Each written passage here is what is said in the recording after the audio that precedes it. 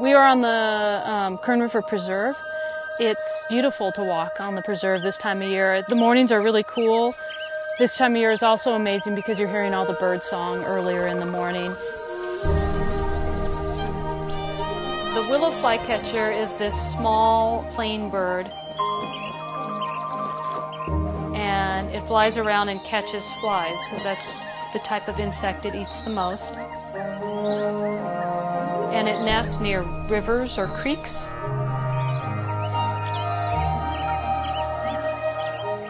Knowing their vocalizations is key to doing the research because otherwise you'd rarely see them if you didn't. They say what the flycatchers do is fit spew.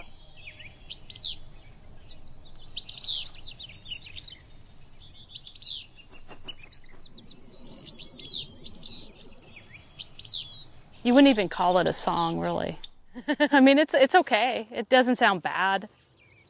I love it when I hear it because it means there's a willow flycatcher nearby, so definitely. I've lived here in the Kern River Valley since the winter of 1990. When I first started working here, there were more willow flycatchers, and now it's down to about, as far as we know at this point in time, one individual. That's all we know of right now, and it's kind of depressing. As a whole, in Piddonax trailii, the willow flycatcher is not endangered. In fact, it's relatively abundant in North America. However, the subspecies that inhabits the southwestern United States is federally endangered because of rapid and steep population declines over the latter half of the 20th century.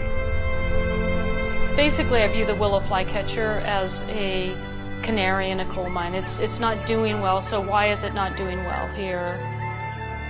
And if you can solve that for the willow flycatcher, it's probably going to prevent other bird species from having the same problems later on. In the U.S., there's roughly 100 species of neotropical migratory bird that are either threatened, endangered, or a species of special concern. A neotropical migrant is a bird that breeds in North America and then migrates south of the U.S. border into the neotropics. Before I really began to study migration in detail, I tended to think of these birds as our birds. They're in the North American Field Guide. They must be North American birds, right? But they spend, in most cases, more than half the year south of the U.S. border. Of the nearly 800 species of birds that breed in North America, about half migrate into the neotropics. It's a huge number. So if you observe that a migratory bird species is declining, one of the first questions you have to ask is whether it's declining due to factors on the breeding grounds in North America, the wintering grounds in the neotropics, or somewhere in between, or a combination of those.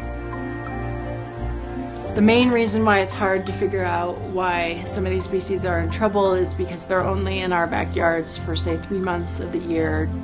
And the rest of the time we don't know where they're going, so we don't know what threats they're facing in those areas. In order to develop conservation strategies, we need to be able to identify how breeding and wintering populations are linked. So migratory bird conservation has to be a collaborative effort with biologists all over Latin America. Sí, sacar pájaros de la red es una de mis cosas favoritas porque se puede tener mucha información con el pajarito ya en la mano. Si es ornitólogo, sí, tiene razón. Un pájaro en mano vale más que 100 volando. Ese es el dicho. Sí. More than 220 species of birds actually migrate mostly from North America to Costa Rica. Birds know no borders. They don't understand these boundaries between countries. They simply use ecosystems. There are huge networks of people that do bird banding all over the Western Hemisphere. So you capture the birds in a mist net and you put a little metal leg band on the bird, and then you hope to recapture that bird at some other point in its annual cycle. But the recapture rates are incredibly low. They're less than 1%. So our thought was, well, if we could develop a technology that could use information within a single feather, like information in the DNA of the bird to track the migratory movements, then we can take a feather collected from anywhere along the migratory journey and link it back to which breeding population that came from. The Bird Genoscape project is an effort to use genomic sequencing to understand the population-specific movements of migratory birds. The original idea came from the co-director of the Bird Genoscape project, Tom Smith, who literally just decided about 20 years before the technology was actually available that we should be able to do this. In the early 90s, I naively thought that, well, if we just collect some feathers, we'll be able to get DNA out of feathers. And it took the Human Genome Project to really develop the tools to enable us to begin to link populations. So I live in Colorado now, but if I wanted to know where my ancestors came from, I might send my DNA off to a genetic ancestry service. They would compare my DNA against this huge database of DNA from many, many other people and be able to identify that most of my ancestry is from Norway, which is where I know my grandparents came from. We can do the same thing with the Bird Genoscape project. We collaborate with these bird banding stations, which are all over North America and Latin America, to collect feathers. And then our first step is essentially creating that ancestry database. When we sequence the genome from birds all across the breeding range, we use that to build a map of how the different birds are related to one another and what the genetically unique populations are across the breeding range. And then we can take a feather collected from outside of its breeding range and we can compare that with the expected genetic profile of birds from different parts of the breeding range. And we can tell you that this bird is actually a bird that might be found breeding in the Sierra Nevada mountains or New York or something like that, which is really cool. My specific role in the Bird Genoscape project is collecting genetic samples of willow flycatchers throughout their wintering range and then also the breeding grounds as well. My role is the fun stuff, I think.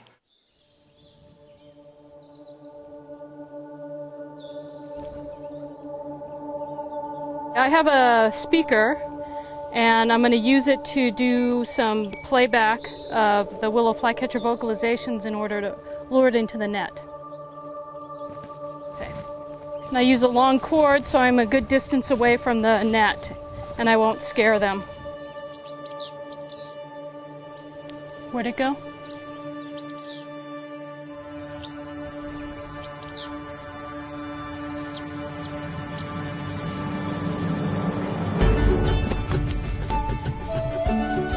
Yep, that's him.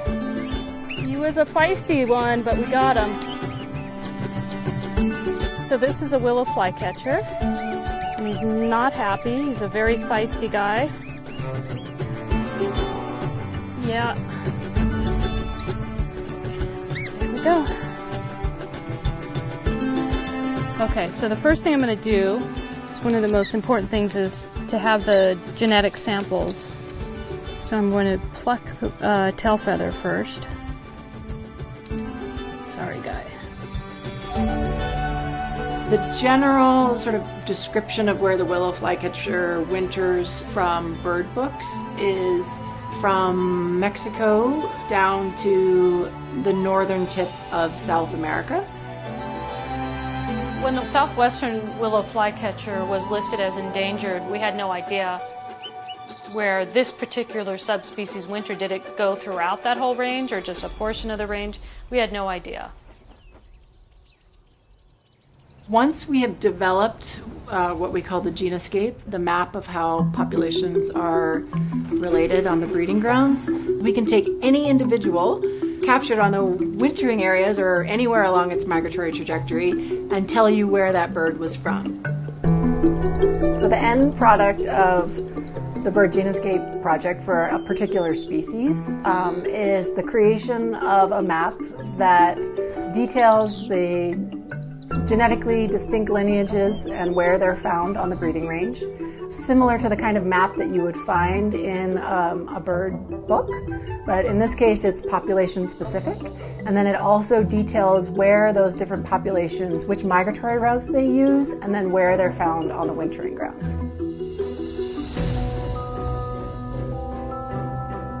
The Bird Genoscape project was able to show us with high precision where the wintering areas of the southwestern willow flycatcher are. So people have dedicated their lives to knowing where this bird spends the winter. And we know now that it winters in specific areas in Costa Rica and Nicaragua. So now we can really focus our efforts to where they're needed, which is super cool. That's the whole point.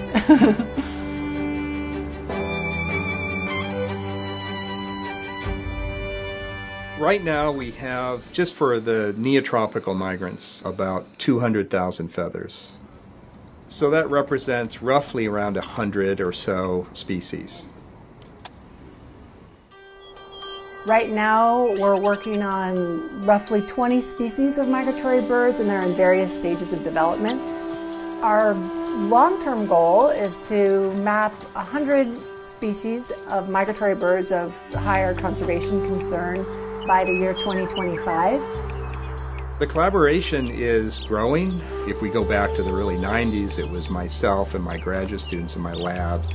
And now, we have many collaborators from across North America and Central America.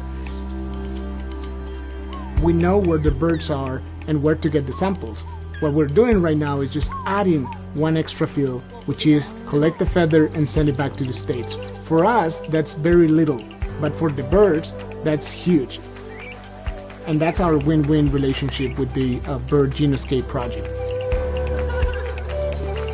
The ultimate goal is really creating a network, a franchise, if you will, of different universities, different research groups, all coming together to solve these mysteries of migratory birds. That's my hope. I think the willow flycatcher is a fantastic example of why the work is so important. It enables conservation to be targeted to those places in most need.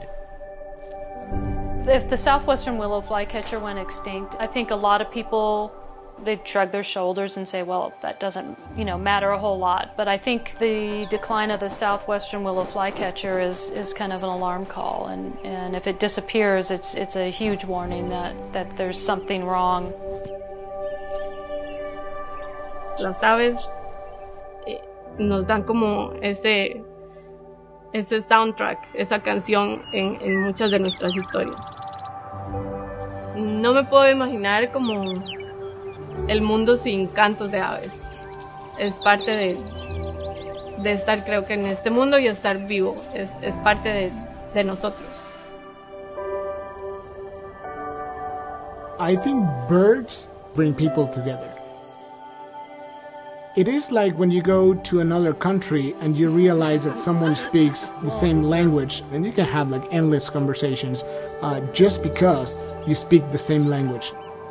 For us, it's the language of bird conservation. I think one of the great outcomes of the project is connecting the people who are working on the same birds, but in different parts of the world at different seasons, in a way that couldn't happen before, because we didn't know where the birds were going. That makes me really happy. It's the same birds in your backyard in Guatemala that are in my backyard in Colorado. We're all sort of working toward the same goal with the same species, and it couldn't be more clear that we all need to be on the same page, working together.